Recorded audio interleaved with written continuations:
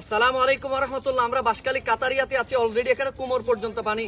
পিছনে তাকালে মনে হবে একটা সমুদ্র বিশাল। আমরা এখানে এসেছি আজকে পুরা দিন বাঁশখালীতে। আমার মনে হয় বাঁশখালী যে ক্ষয়ক্ষতি হয়েছে, আমার মনে হয় এখানে 1 মাস ত্রাণ দিলেও এটা সম্ভব হবে না। আমার মনে হয় এখানে পুনর্বাসন করা দরকার। মানুষের আজকে প্রায় 1 সপ্তাহ পর্যন্ত চুলায় আগুন নেই, এখানে পানি নেই, খাদ্য নেই, কোনো কিছু নেই বলতে নেই কোনো কিছু। আমরা এখানে পানি দিচ্ছি, শুকনা খাবারের ব্যবস্থা করেছি আমরা, এবং রান্না করা খাবারও আমরা দিচ্ছি। ইনশাল্লাহ আপনারা আমাদের জন্য দোয়া করবেন। অঢেল পানির ভিতরে, এখানে গলা পর্যন্ত পানি, আমরা শুধু পানির ভেতরেই আছি। এখানে সামনে তো আরো বেশি ভয়াবহ অবস্থা।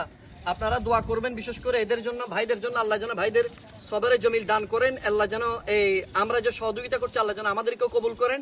এবং যারা আসবেন মেহেরবানি করে আল্লাহর ওয়াস্তে এদের একটু পাশে দাঁড়ান। এটা খুব হৃদয় ভেঙে যাচ্ছে। তাদের ফসল নষ্ট হয়ে গেছে, ঘরের গবাদি পশু নষ্ট হয়ে গেছে, ঘর তলিয়ে গেছে, ভেঙে গেছে, একদম সবকিছু নাই বলতে নাই, তারা নিঃস্ব হয়ে গেছে। আমরা দোয়া করি আল্লাহ তাদের জন্য, এবং সহযোগিতার হাত আমরা বাড়াবো। আল্লাহ যেন ভাইদেরকে কবুল করে নেয়।